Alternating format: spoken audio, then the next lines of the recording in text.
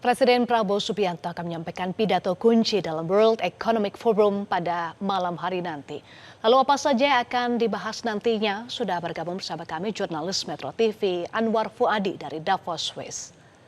Adi, Presiden Prabowo Subianto disebut akan menyampaikan konsep Prabowonomics dalam pidatonya di World Economic Forum. Apa yang dimaksud dengan Prabowonomics, Adi?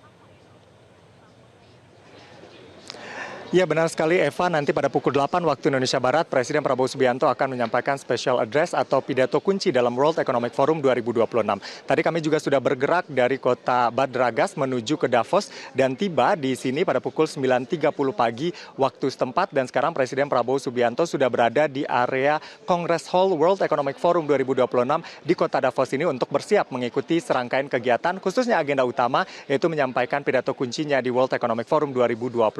Terkait dengan Prabowonomics, tadi kita sudah menyimak begitu ya sedikit bocoran yang disampaikan oleh Sekretaris Kabinet Teddy Indrawijaya terkait dengan pidato yang akan disampaikan oleh Presiden Prabowo Subianto. Intinya adalah ini pemikiran terkait dengan ekonomi dari Presiden Prabowo Subianto dan juga keberhasilan, baik itu apa yang sudah dilakukan dan dipikirkan sebelum menjadi presiden ataupun dalam 1 tahun masa kepemimpinannya sebagai Presiden Republik Indonesia. Dan dalam beberapa kesempatan Presiden Prabowo Subianto dalam hal konsep Prabowonomics ini sudah mengatakan bagaimana prinsip ekonomi ini berbasis Pancasila atau berlandaskan Pancasila, bagaimana ekonomi ini dibangun berdasarkan prinsip keadilan sosial. Jadi pertumbuhan ekonomi atau manfaat ekonomi sumber daya alam yang ada tidak hanya bisa dinikmati oleh segelintir orang saja, namun harus bisa dirasakan oleh seluruh masyarakat Indonesia dan berdampak bagi kemakmuran masyarakat. Upaya-upaya yang dilakukan oleh Presiden Prabowo Subianto untuk mewujudkan pemikiran ekonomi Prabowonomics ini adalah misalnya dengan mencegah kebocoran, memastikan anggaran ini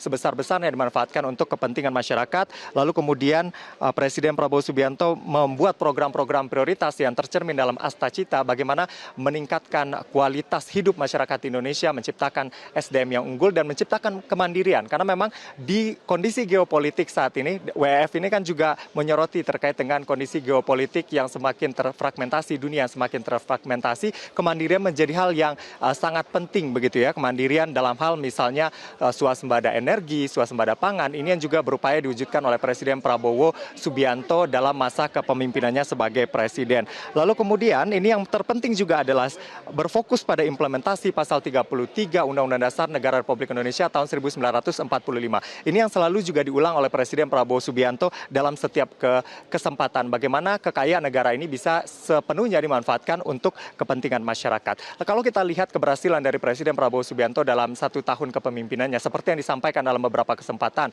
Misalnya ada Koperasi Desa Merah Putih. Koperasi Desa Merah Putih yang tersebar di seluruh desa dan juga kelurahan, harapannya adalah untuk mendongkrak perekonomian dari bawah. Dan prinsip koperasi ini tentu menjadi hal yang penting begitu ya dalam landasan Pancasila, konsep ekonomi Pancasila yang disampaikan oleh Presiden Prabowo Subianto. Lalu kemudian makan bergizi gratis ini juga diharapkan selain memberikan berdampak pada peningkatan kualitas sumber daya manusia, MBG ini juga tentunya diharapkan bisa berdampak pada perputaran ekonomi masyarakat termasuk masyarakat kecil. Dan juga ada Danantara. Nah, Danantara ini juga menarik. Ini adalah satu konsep yang digagas oleh Presiden Prabowo Subianto bagaimana mengelola atau konsolidasi aset dari Indonesia, bagaimana menarik investasi ke Indonesia sebanyak-banyaknya dan sehingga nanti dampaknya akan pada pertumbuhan ekonomi. Pertumbuhan ekonomi tentu juga nanti diharapkan bisa berdampak pada kesejahteraan masyarakat. Dan di WEF 2026 ini Danantara untuk pertama kali juga terlibat di Pavilion Indonesia. Tidak hanya Danantara tapi juga Kementerian Investasi dan Hilirisasi bersama dan juga dengan Kadin menyampaikan bagaimana iklim investasi di Indonesia. Mereka ingin memastikan investor tertarik untuk berinvestasi di Indonesia dengan kebijakan-kebijakan dan juga insentif-insentif yang menarik begitu ya. Terutama di bidang misalnya pengembangan digital, lalu kemudian hilirisasi dan juga green energy. Green energy potensi di Indonesia sangat besar, namun saat ini yang termanfaatkan masih kurang lebih 1% saja. Nah, ini yang akan didorong begitu ya dalam pertemuan-pertemuan baik di Pavilion Indonesia ataupun pertemuan besar seperti nanti yang akan dihadiri oleh Presiden Prabowo Subianto. Eva. Adi, apakah ada rencana pertemuan bilateral yang akan dilakukan oleh Presiden Prabowo dengan pimpinan negara lainnya di Davos kali ini? Karena ada informasi rencana pertemuan antara Presiden Prabowo dengan Presiden Amerika Serikat Donald Trump.